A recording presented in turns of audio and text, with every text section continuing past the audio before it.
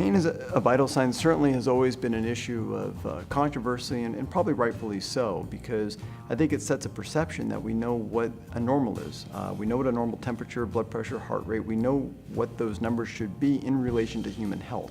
We don't know pain in terms of numeric scale, what that equates to in human health, and I would challenge we often don't even really know what we're asking. I talk to my staff who will record pain scores from patients, and I'll pull them aside and say, well, is that the worst the patient has experienced in the last 24 hours, the last week? Is it when they're right now? Is it when they're medicated, unmedicated, what it would be if they weren't medicated?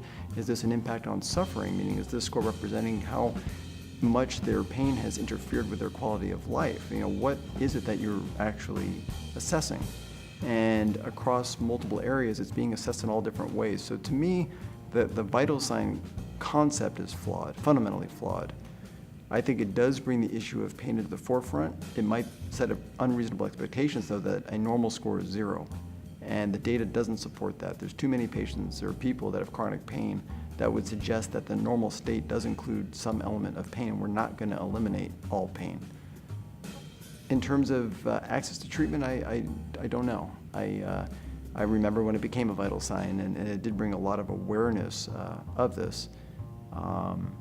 I had personal experience. I had a injury to a tendon, and they kept asking me my pain score, and I do this for a living. And I realized I didn't know how to answer, because if I didn't move my area of injury, I didn't have any pain, so that'd be 0. And I didn't really want to move it to find out what it would be.